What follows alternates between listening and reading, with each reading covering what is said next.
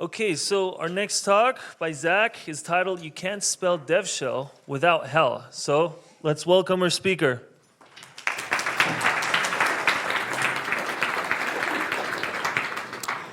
Hello, thank you for having me.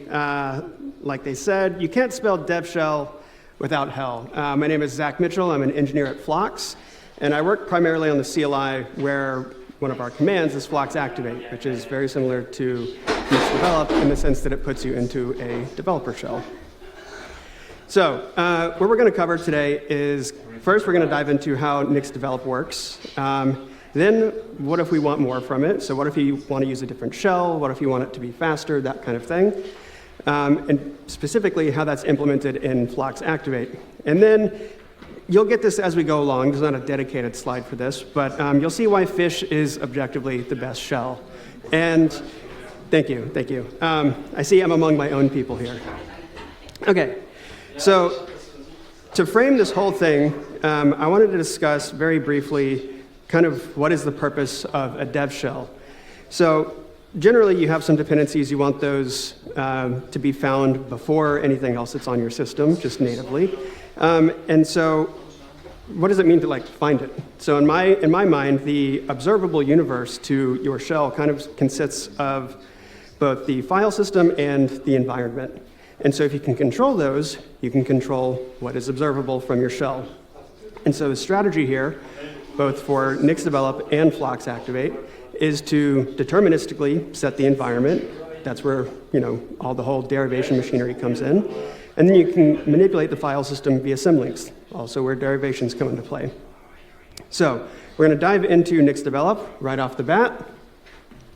So this is kind of a high-level overview of what the NixDevelop flow looks like. You're in your user shell, you type NixDevelop, and that forks off a new process.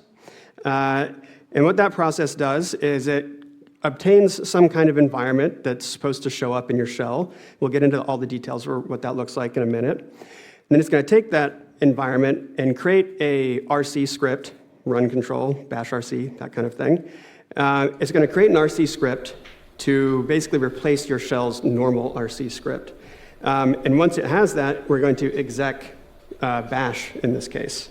So for those of you that aren't familiar with fork exec and system calls like that, fork, create me a new process, exec, replace what that process is doing. So that's important to know the distinction because for many things, the parent-child process relationship is important. So let's get into some of the details.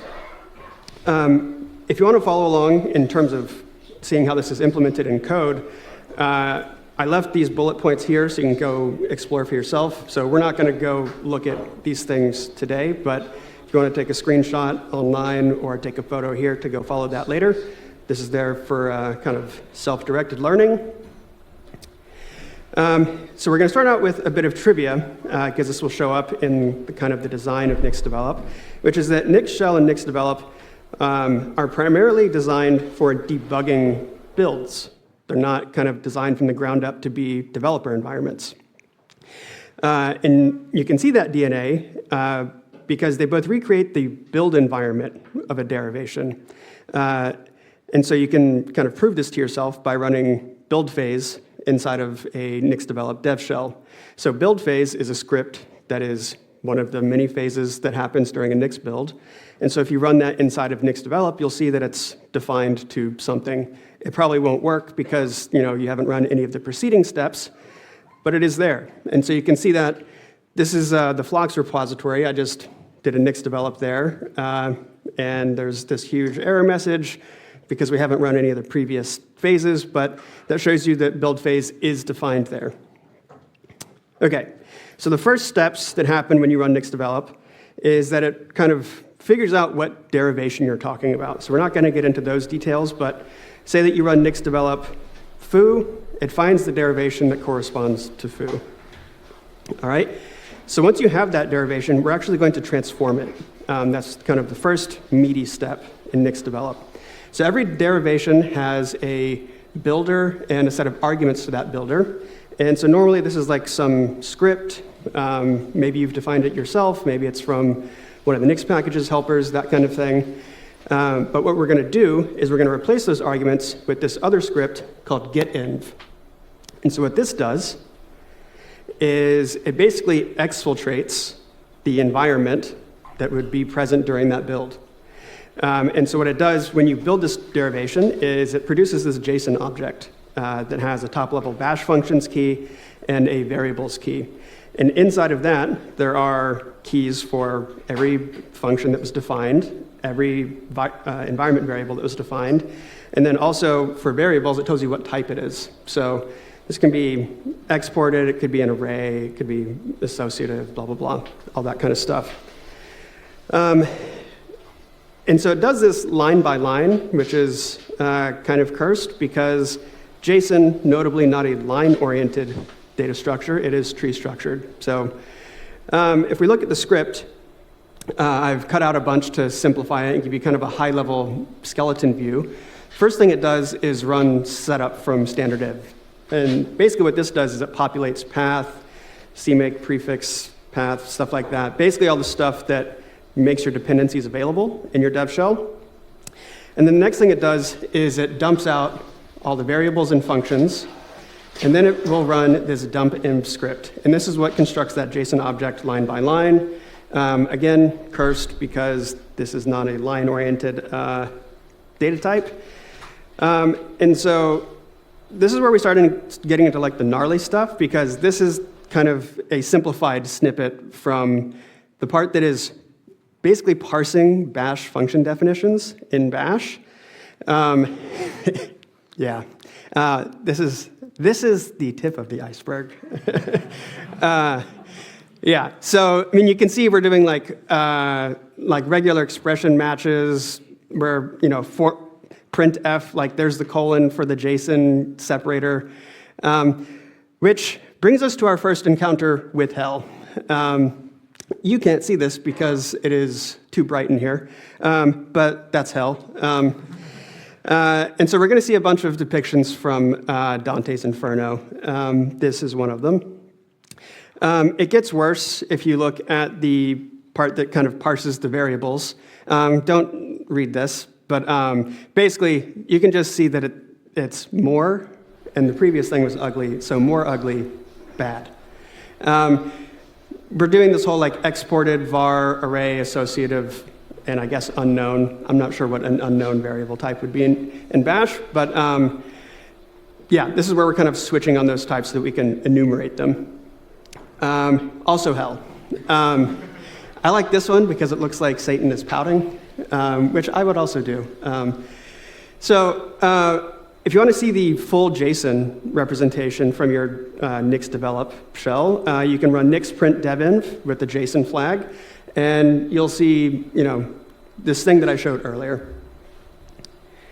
So once you have that JSON, what you're going to do is parse it into a build environment struct in the C++ code, which then translates it back to bash.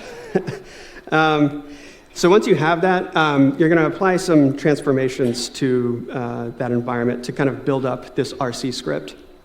One of the things you'll do is you'll append this line that says eval shell hook. So if you define a dev shell with like make shell or something like that, and you define a shell hook, this gets appended to the end of this whole script so that you can customize things after you've done your kind of generic Nix develop setup. So we're going to dig into kind of these details next. Once you have that script, what you do next and how you transform it depends on how you're invoking Nix develop. So are you running just a command with it, so with a -c flag or -- command, or are you putting yourself into an interactive shell? If it's just a command, you're going to do all this stuff and make the script, and at the end, you're just going to exec whatever the command was. So you're going to set up the environment and then just run a command with that environment present. If it's interactive, this is very important. You're going to prepend this line that says to source the user's bash RC. So that's very important because you want all of the Nix setup stuff to basically run last. Because if you do all your setup and then run the user's bash RC, that could set path to like a fixed value, or it could add something to path that puts something in the user system before all the Nix stuff. And at that point, you've kind of ruined things, because the whole point of Nix develop is to make sure that somebody running that gets exactly the same environment, exactly the same dependencies every single time. And so, again, you put the bash RC script first so that Nix basically gets the final say in what the environment looks like. Then at the very end, this is where we actually run or put you into the bash shell. So you exec bash with this RC file flag pointed at this script that we're building. And so what this does is it basically says, rather than running the user's bash RC, run this other script. You will still run the user's bash RC script because we have, like I said, just prepended that to the thing that we're building. So this brings me to kind of one of my pet peeves, which is that people who are kind of like new to Nix will like discover Nix develop, and they're like, well, what if I want to use Z shell? Or what if I'm enlightened and want to use fish? And some people will say, well, just exec that shell after you run Nix develop. So Nix develop -c, that shell, which, as I've just explained, is wrong, because once you exec that shell, it will run that shell's RC scripts, which is notably after you've just done all of your Nix stuff. So that doesn't put you in the same environment as somebody who is just using bash. So that is broken. Don't do that. And don't recommend it. So now we get into some of the details that this script actually does. One of the first things that it does is it sets path and XCG data drs, but it doesn't just obliterate their previous contents. For these two variables specifically, it will prepend to them, because essentially if you obliterate their current contents, nothing will work after that. So don't do that. Another thing that it does is basically points anything that looks like a variable defining the location of a temp directory to a new temp directory. And so if you do Nix develop and you echo temp, for example, you'll get something like nix-shell.some gibberish. That is your new temporary directory while you're in Nix develop. This is fun to discover if you don't know that it exists. And you're wondering, like, why the hell are my files not where they're supposed to be? Another thing that it does is it will rewrite the outputs of that derivation that you transformed. So for instance, you normally have this variable out that kind of defines where you're going to put the output of your derivation. And normally this points at the Nix store. But if you're doing development, you don't want to accidentally, move something into out and just write gibberish to the Nix store. That would be bad. And so what the script does, as we're building it, is it rewrites those to point to somewhere else. And this happens to be basically in an outputs directory under your current directory. So for instance, if I go into the Flox repo, Nix develop, and then echo what out points to now, it is basically, that's where my repo ends, outputs/out. So this is actually pretty helpful if you're debugging a build. You can run one of your phases or whatever and go see what it actually put in there. Another interesting thing is that it involves itself with the garbage collection process. So it would be pretty shitty if you were in your development shell and one of your dependencies was garbage collected out from under you. You probably don't expect that to happen. So we have to make sure that all of our dependencies are in the right place, make sure that they stick around while we're in that shell.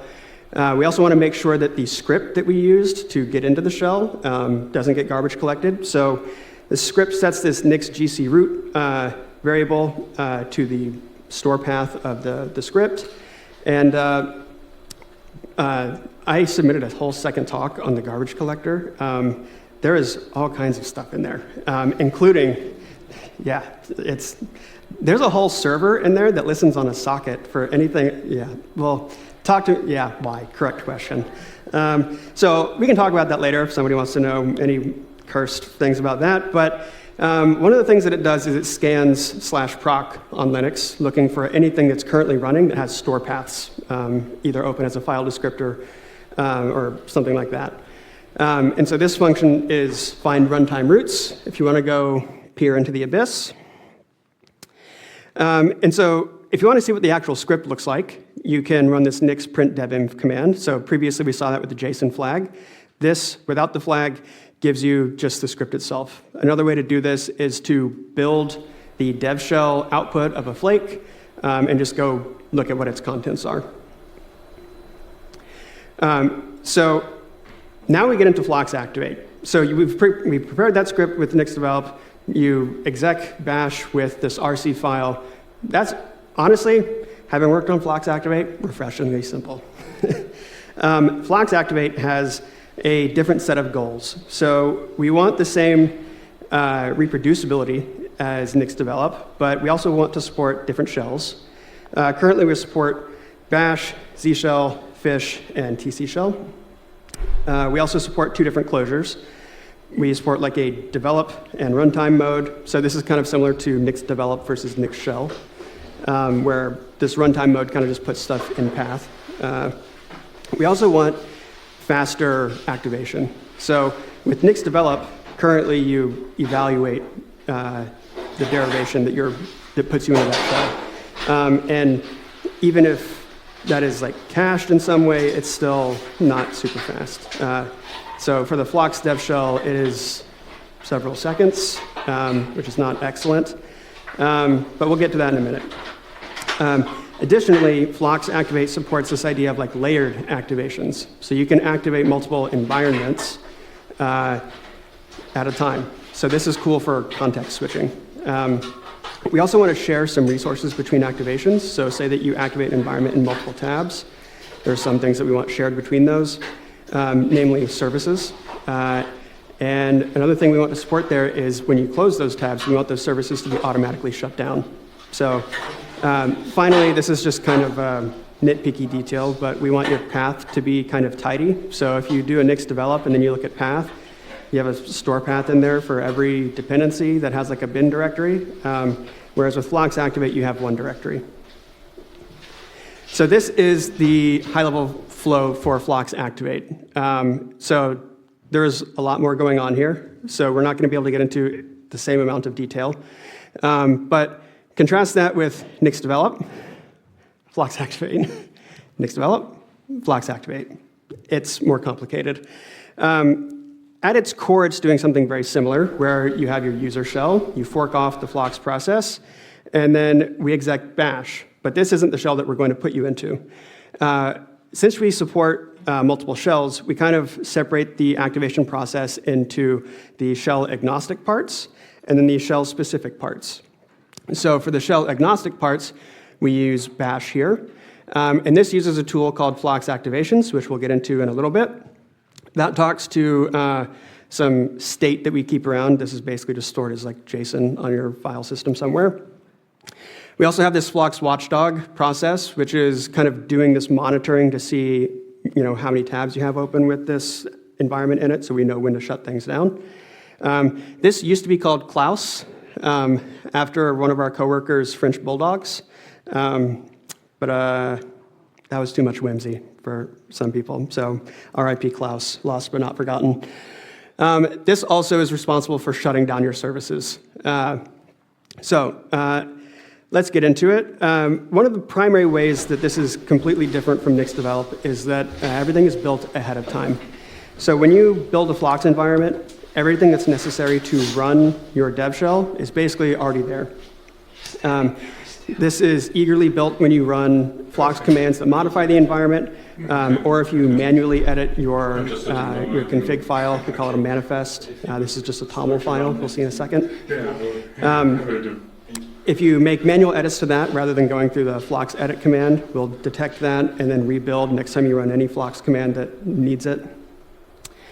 So if you want to see what this looks like, we have this .flox directory.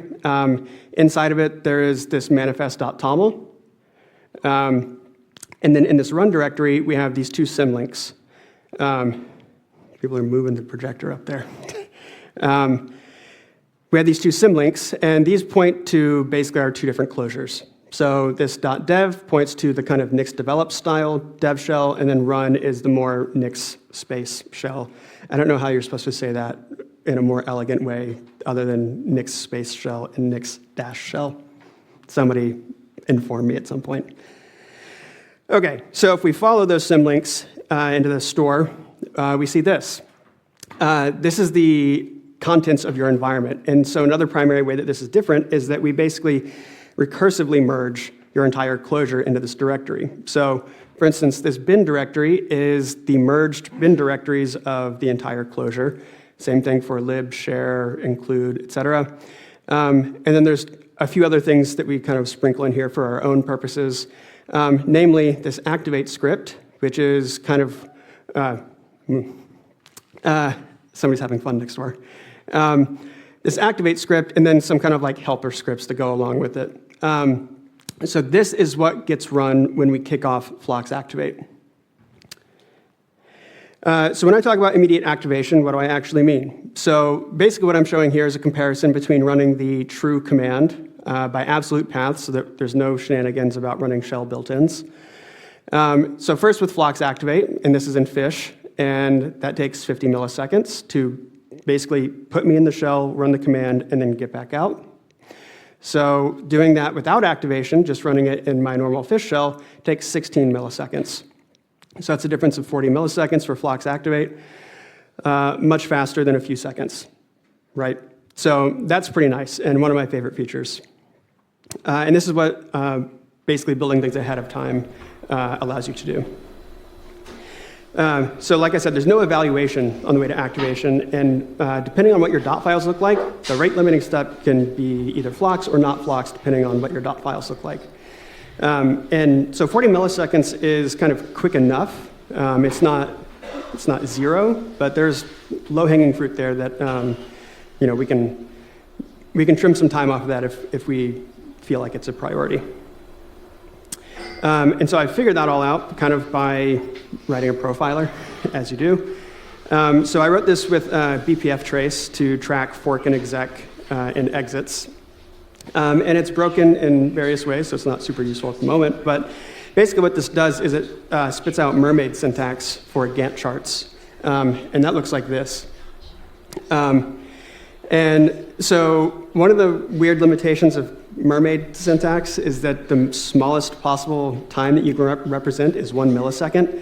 So all these blocks look like the same amount of time, and in reality, they are very much not. So essentially what you're seeing here is we start Flox activate. This is doing something in fish. This is actually running activation with the RC file that we've prepared. This is kicking off a background check to see if you have like upgrades available for your packages. This is the watchdog getting spawned and waiting for things to exit. But yeah, so that was pretty cool. Another thing that's kind of different about our architecture is that we have two different shell hooks, or two different sets of shell hooks. So we have, in our manifest, we have this hook section, and the only thing in here is called onActivate at the moment. So this runs in the bash shell, in the kind of shell agnostic part. Then we have this profile section that has one entry for each shell, and then a common entry that will run in all of them. And this is run in, basically this gets injected into the RC script for your user shell. And so this allows you to set things like aliases in your shell, so that's pretty handy. We also have this idea of starting versus attaching to an activation. Starting an activation basically does the whole thing, and then attaching to it will kind of replay diffs of the environment. And so basically what happens during activation is we kind of take snapshots of the environment at various points, and then we will kind of compare those to compute these diffs. And so we do that because you can tell users all you want that, oh, this should be idempotent because we might run it more than one time. Okay.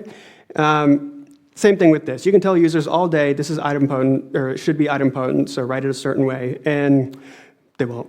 So basically we want to make sure that we can run things as few times as possible. One way to do that is to kind of just compute their effects, which for you functional programming nerds is a thing that you care a lot about.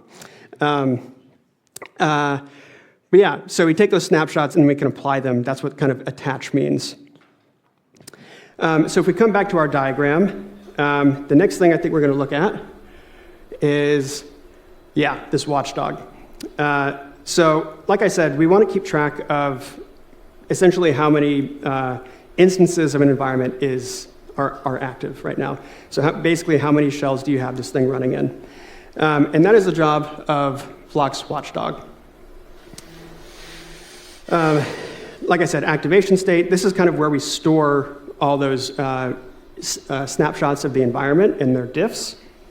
We also keep some information about, I think this is also where we keep the socket for being able to talk to your services. Another thing that we have to keep in mind here for our architecture is that layering is a thing that we explicitly support. And so you need to keep track of which other environments have been activated. And so that adds kind of a significant amount of complexity because you always need to make sure that environments get added to the right variable, or directories get added to the right variables, that kind of thing. So as I mentioned before, that activate script is written in bash, and that is kind of the shell agnostic part of activation. And then we defer all the shell specific parts to the very end in the kind of shell specific RC files. One of the things that the activation script does is it sets Flox infters, which is how we keep track of which other environments have been activated in this shell. And then it sets path, man path, stuff like that. One of the tricky parts of doing this is that if you support multiple shells, you need to kind of ensure that they have consistent behavior. And if you need to support an arbitrary number of shells, they each have their own dialect with different quoting rules, array support, rules for source and eval, etc. It gets pretty gnarly. So that's a big, difficult problem, which brings us back to hell. Yes. That brings us to the abyss. So this is a Notion page that I created internally with bangers like Python. And that command, it does not do what you think it does. Notably, this whole shell idiosyncrasies section. So let's get into that. Bash and Z shell support hieroglyphics. I debated on asking whether anybody in the audience understood what this means, like these two invocations. And then I thought, anybody that raises their hand has probably experienced enough trauma that let's not out them like that. You basically just quote everything possible until it goes wrong, because if you do it the other way around, you'll just go and you'll run into the it goes wrong part immediately. So it's just kind of defensive quoting of everything. TC shell has no equivalent of this particular hieroglyphic, which basically all that does is it defaults to an empty string if this foo variable is unset or null, which is a simple way of saying, if it has a value, gimme. If it doesn't have a value, empty string. So TC shell has no real equivalent for that. TC shell, so when you do these kind of create an RC script things, one of the things you end up doing a lot is evaling the output of another command. Maybe because that other command has built up some shell syntax for you, or shell code for you. If you want to leave yourself notes about what it has generated, one idea would be to emit comment lines. Don't do that in TC shell. Oftentimes it won't treat it as a comment character, in which case you'll get something that looks like this, which is really confusing if you don't know that this happens. Other times it will say, okay, cool, that's a comment character, but so is literally everything else that comes after this, regardless of whether there's a semicolon or a new line. So just don't do that. TC shell sometimes just won't let you quote something. So this one, kind of makes sense, and you're already inside double quotes, so other double quotes won't work. So TC shell has this thing called modifiers that you can put after the variable. So in this case, it's colon and a lowercase q. And that basically tells TC shell, I can't write double quotes here, but do the quoting for me anyway. Yeah. Just kidding, that doesn't work in backticks like we needed somewhere. I don't think I showed it. Whatever. Right here. Yeah, right here. So you can't use colon Q right here, which is kind of like exactly where you needed it. So new versions of TC shell, as of 2021, have a capital Q, right? Yeah, so like I said, that's only new versions of TC shell. And so if you're using TC shell, I don't know how frequently you're updating that anyway, so I don't know if this is like a thing that you even know about. Hell. We're back to hell. Okay, TC shell doesn't have an internal field separator variable, so like if you have a path variable and you want to separate it into an array, you can't do that. Without doing other stuff that's just like not natively supported. Ask me how I know. Z shell, we're going to stop picking on TC shell now. Z shell has both fpath and fpath. So these are basically path, but instead of for like executables, it's for shell functions. And so they actually both refer to the same quantity. They're kind of just different representations. So lowercase fpath is a space-separated array. It's like a shell array. And uppercase fpath looks basically like path, so it's colon-separated. If you set lowercase fpath, you're all good. If you set uppercase fpath, basically Z shell says, oh, you've set it to something? That means you know exactly what's supposed to be in there, and I won't load anything else. So basically, when you go to create a new Z shell subshell, you'll lose all of the default ones from your system. Cool. Fish, I don't really find these a problem, but I figured I just had to include a slide on fish so I wasn't like the most biased. So everything in fish is essentially a list or an array. That's what they call arrays. And so if you quote path, you get a different thing from if you don't quote path. Basically, this one is a space-separated array. This one looks like what you expect path to look like, colon-separated. Fish prompt is a function. It is not the format string itself. It is a function that, when executed, produces the format string, which is like kind of neat in the sense that you can execute it, save its output, and then wrap something around that. So that's nifty if you want to like put something in front of the shell prompt or something like that. Startup files. So, yeah. Man, this is so validating to hear everybody groaning at the same time. Z shell has a lot. So really it has 10, but 2 of them are not startup files because it's like Z logout. So you have, under both etc and the home directory, you have Z shell rc, Z shell env, and Z profile, and Z login. So you have a copy of those under etc and the home directory, and then you have the same thing for login versus logout. Different ones of those get run depending on whether you are a login shell or not, or an interactive shell or not. Apparently macOS doesn't really have a concept of a login shell, but it like fakes like it does. So basically everything is a login shell or something like that. I don't know. I learned that at one point and then intentionally forgot. Bash is kind of similar in the sense that there's like profile, bash RC. Those get loaded in different contexts. Fish, my beloved, basically has config.fish. And there's one like under etc. Love it. I didn't count for TC shell. So I said that I'm an engineer at Flox. My other title, this is on LinkedIn as well, is the official Flox meme lord. We're not done. Yeah, so fish, like I said, objectively the best shell. So all that stuff is super complicated. And just based on the diagram, you can see that it's complicated, much more complicated than NixDevelop. So I wrote a debugger. So this is written with the Ratatouille crate in Rust, which is relatively nice to work with. One of the nice things about this is that you can use it to kind of explore environment variables. So over here you have a list of variables, and then this is kind of the view.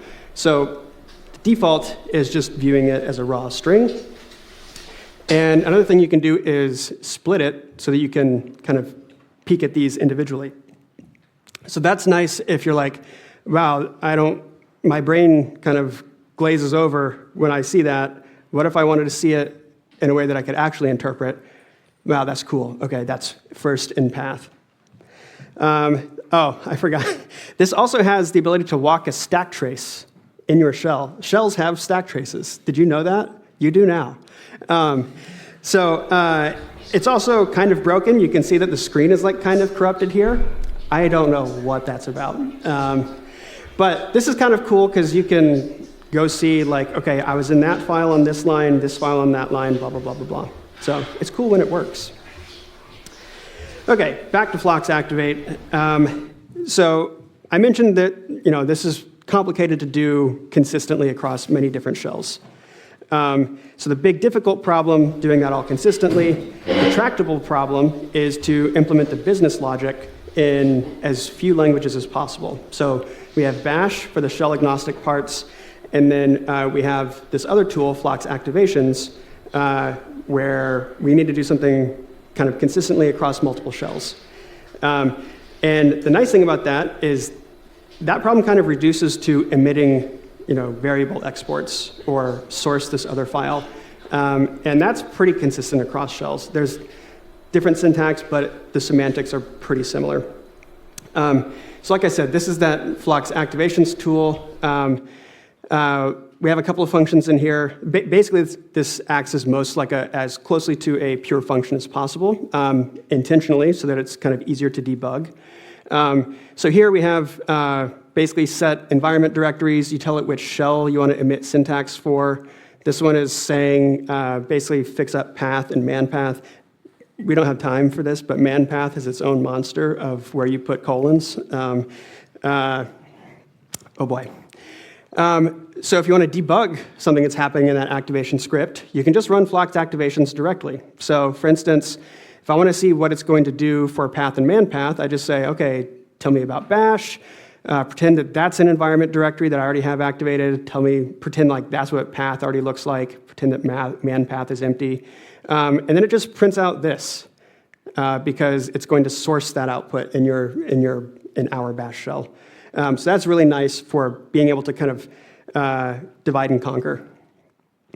Okay, back to activation. What was I about to talk about? Start or attach, yeah.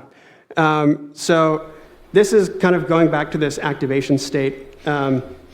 We have, as I mentioned, we have these two different hooks. Hooked on activate might do something expensive, so we don't want to do that every time you activate. So we take snapshots along the way, create diffs of those snapshots so that we can basically just apply them later. Flox has built-in support for services.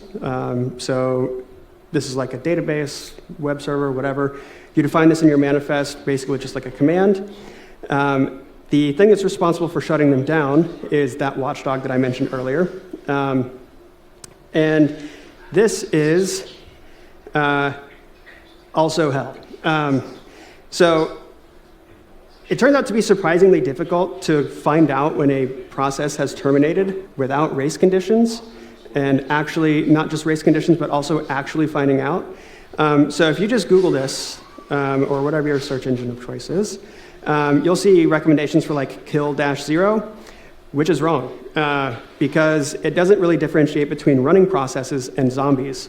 So if you're waiting for everything to be shut down before you run your cleanup stuff, you'll just wait forever because something hasn't cleaned up a zombie. So that doesn't work. Also, this relies on polling, which is a race condition. Something could reuse a PID between two invocations of kill-0. Tail-F is another thing that you'll see recommended, which often just uses kill-0 under the hood and has the same problems, so that doesn't work. On Linux, you can read /proc. That is just a race condition and isn't available on macOS, obviously. So what do? You find yourself in hell again. So the solution is you basically have to use platform-specific APIs. So Linux has this thing called PRCuddle, which is like... I'm really sorry. Here. Over here. You've got 5 minutes left. Okay. Yeah, there's a timer. 4 questions, usually. Yeah, we're almost done. We're almost done. PRCuddle is process control. You can set something called a child subreaper, which is basically, rather than a process being orphaned and like reparented to like init or something like that, say, no, reparent it to me, even if I'm not its direct parent. You can also say, when something is terminated, send a signal to me. So that's kind of how you do that on Linux.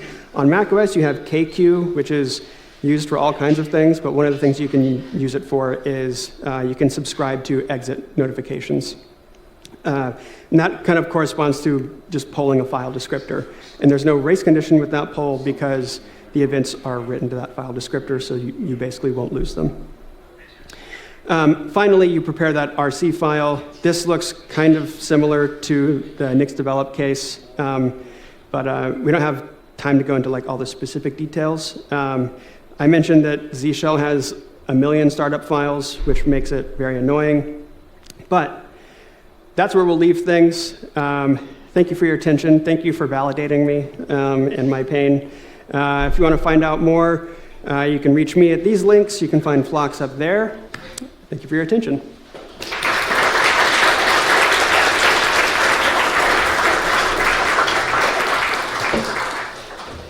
Thank you, Zach, for the great talk. Any questions? Let's start over here. On the schedule, I couldn't find the presentation. Will it be available later on? It will be available. Thanks. I just haven't uploaded it. So I was wondering, like for normal things, there are some things like plugins to let you use fish or whatever in the shell. Do you have like a preferred one out of those? Do I have preferred plugins for for fish? NixDevelop for being able to use fish as your shell? Like there's Nix anywhere in the, or I use Home Manager. I don't actually use any plugins for fish, actually. I mean like to use fish in NixDevelop. Oh, I don't. Okay. For those exact reasons that I mentioned, it's kind of broken.